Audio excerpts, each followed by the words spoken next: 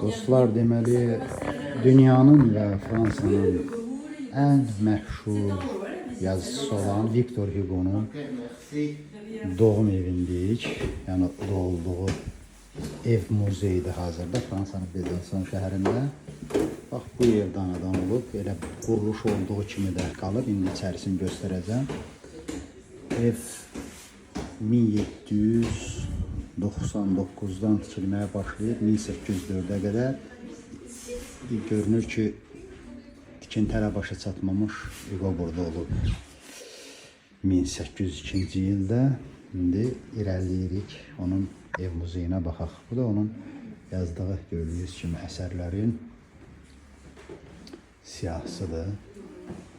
Döşəyiblər pilləkənlərə. Victor Hugo'nun məşhur muzeyi Parisdə yerləşir, məzarı da oradadır. Bu Besançon şəhərində o sadəcə anadan olub 8 ay mı, 9 ay mı orada yaşayıb, sonra keçib. Elə bir əlamətlər, eksponat yoxdur. Burada sadəcə əsərləri ilə onun elədiyi insan haqları, azadlıqlar barəsində işlətdiyi fikirləri yazıblar. Sonra müxtəlif qəzetlərdə gedən məqalələri belə bir şey düzəldiblər ki, müxtəlif qəzetlərdə onun haqqında gedən fikirlər. Belə. Muzeyin bir hissəsində Azərbaycanla bağlı bir dənə bax belə paltarı qalıb bəyimizin. Bu da onun məşhur obrazı, səfirlərdə qavruşdu. Azərbaycanla bağlı bir hissə var. Bunu göstərəcəm sizə. Bu da bizim bəyimizdir, qonaq gəlib Ruslanlara. Gətirdim ki, nə yazılı var Ruslan?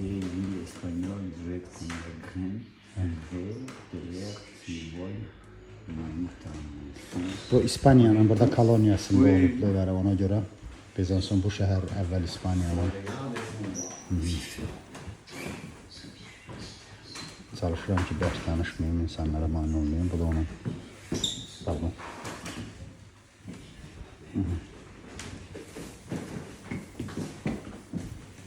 Bəyimizin balaca bir oyuncağın saxlayıblar, at.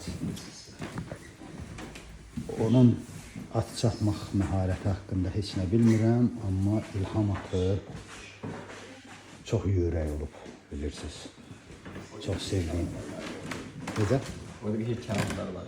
Hə, divarlar onun statları ilə doludur bütün əsərində. Onlarla sizi yormaq istəmirəm. Ümumiyyətlə, Hugo'nun mən Səfirlər əsəri haqqında yazmışam bir neçə dəfə. Deyirəm ki, hər dəfə onu oxuyanda elə bilirdim ki, mitingdə kiminsə, yox, mitingdə kiminsə çıxışın, özəl bir natiqin çıxışını izləyirəm. Yəni, əsərin yaxşı mənada pafosu məhtəşəmdir. Hə, burada da onun deməli şeyləri var, kresloları var. Bir gün gələcək, bombalar və Əvəz edəcək səslər və universal korpus. Bizim bu Akte Paul yazısındandır, məşhur. Deyir ki, bir gün səslər, yəni səs vermələr bombaları əvəz edəcək. Həqiqətən də başqa bir söz də var idi ki, deyirlər ki, rejimləri, hakimiyyətləri güllədən çox vətəndaşların verdiyi səslər yaralayır. Çox təəssüf ki, səs vermə hüququ bizdə məhv edildiyinə görə bu barədə bir şey deyə bilmirəm. Hə, bax, nəhayət gəldi çıxdıq, tək budur. Burada səfirlərin həm Sovet dövründə, həm qanun nəşriyyatında bu görüntüdə çıxmış əsərləri var. Həmin 3-4 onu bura bağışlayan Azərbaycanın adını da görmüşdüm mən. Vüqar Ələsgərov bunu bağışlayıb 2014-cü ildə. Hansı nəşriyyatda bilmirəm. Bunu qoyuram. Bu 2 dənə qanun nəşriyyatında. Bax, bu da Sovet vaxtı çıxan 2 nəşrdir. 3 olmalıdır. 3 ton yəqin qarışdırıblar. Hər dəfə gələndə mən səliqəyə salıram. Yəni Azərbaycan kitab baxımından pis təmsil olmayıb burada. Türk dilində var. Bütün dillərdə yəni çıxan kitablarından nümunələr qoydular məsələn. Rus dilində, ərəb dilində, Çin dilində. Bax buradadır görürsünüz dediyim. Qoyum yerə, hatta qoyum ki Azərbaycancası yaxşı görünsün. Burada da onun məhəlləsidir.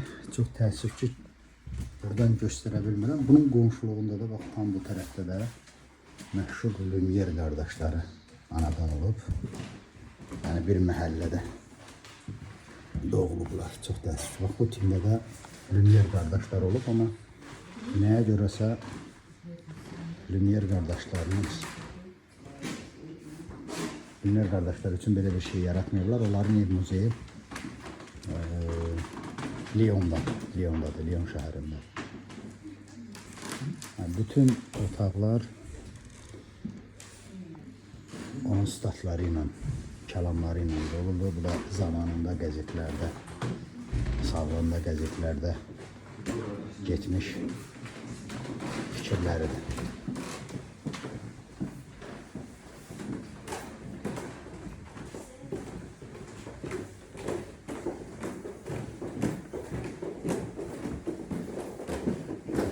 Burada da başka abidələri var, bir-iki.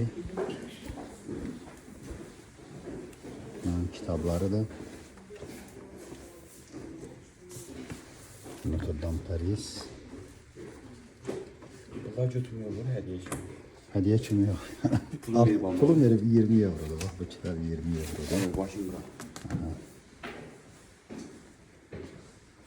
Məsəfəri.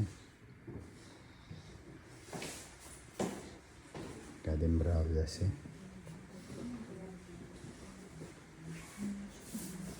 Şəhərdə 2 dənə heykəli var. Onun 3 dənə daha doğrusu. Ən qədimi budur bax. İkincisi belədir. Bunu artıq rəngləyiblər. Yəni bizim şəhərdə olan yeganə rəngli heykəl.